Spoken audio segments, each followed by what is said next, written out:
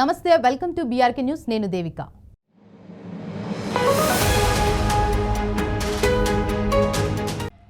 దేశంలో మరికొద్ది రోజుల్లో టోల్ గేట్లు మాయం కానున్నాయా అంటే అవుననే సమాధానం వినిపిస్తుంది. భారత్లో జాతీయ రహదారులపై కేంద్ర ప్రభుత్వం సంచలన నిర్ణయం తీసుకున్నట్లు తెలిసింది.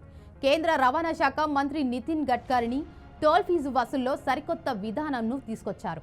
ఇక విషయంలోకి వెళ్తే, దేశంలో కొత్త టోల్ పాలసీని 15 రోజుల్లో తీసుకొస్తామని కేంద్ర మంత్రి నితిన్ గడ్కరీ ప్రకటించారు.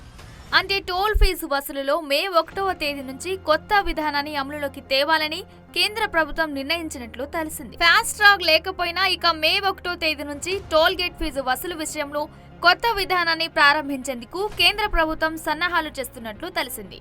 మే 1వ తేదీ నుంచి జీపీఎస్ ఆధారంగా టోల్ సిస్టమ్ను ప్రారంభించడానికి కేంద్ర ప్రభుత్వం అంతా సిద్ధం చేస్తున్నట్లు సమాచారం. ఫాస్ట్ ట్రాక్ లేకపోయినా జీపీఎస్ ద్వారా ట్రాక్ చేసి టోల్ ఫీజు వాహన యజమాని నుంచి వసూలు చేస్తారు. ప్రస్తుతం ఏ హైవే మీదకు వెళ్లినా టోల్ గేట్లు దర్శనమిస్తున్నాయి. ఆయా టోల్ ప్లాజాలతో వాహనదారులు అనేక ఇబ్బందులు పడుతున్నారు. రద్దీ సమయాల్లో చాలా సేపు టోల్ ప్లాజాల వద్ద నిరీక్షించాల్సి వస్తుంది. ప్రస్తుతం ఫాస్టాగ్ తో టోల్ చెల్లింపులు వేగవంతం అయ్యాయి. అయినా కూడా పలు చోట్ల వాహనదారులు ఇబ్బందులు పడుతున్నారు. ఈ నేపథ్యంలో టోల్ పాలసీతో కేంద్రం మార్పులు తీసుకురానున్నట్లు సమాచారం. ఇక ఈ జీఎన్ఎస్ఎస్ అంటే ఏమిటో ఇప్పుడు తెలుసుకుందాం రండి. ప్రస్తుతం ఫాస్ట్ ట్రాక్ వ్యవస్థ వచ్చిన టోల్ బూత్ల వద్ద పలు సందర్భాల్లో ఆలస్యం అవుతుంది. ముఖ్యంగా పండుగల సమయంలో రద్దీ అధికంగా ఉంటుంది. దీంతో వాహనదారుల సమయం, ఇంధనం వృధా అవుతున్నాయి. ఇకపై వాహనాల నుంచి టోల్ ఫీజు ఫాస్ట్ ట్రాక్ ద్వారానే కాకుండా జీపీఎస్ ఆధారంగా కూడా వసూలు చేయనున్నారు. అంటే వాహనం ఎంత దూరం ప్రయాణించిందో దానికి అనుగుణంగా టోల్ ఛార్జీలు వసూలు చేస్తారు. ఇక టోల్ ప్లాజాల వద్ద ఆగాల్సిన అవసరం ఉండకుండా కేంద్ర ప్రభుత్వం ఈ చర్యలు తీసుకోనుంది. మే 1వ తేదీ నుంచి ఈ నూతన విధానం అమలులోకి వస్తుంది. ఇందుకోసం వాహనాల్లో జీపీఎస్ ట్రాకింగ్ అవసరమవుతుంది. ప్రయాణించిన దూరాన్ని బట్టి టోల్ ఛార్జీలు లెక్కిస్తారు. రోడ్లపై ట్రాఫిక్ తగ్గించడమే ప్రధాన లక్ష్యంగా ఈ విధానాన్ని అమలు చేయనున్నారు.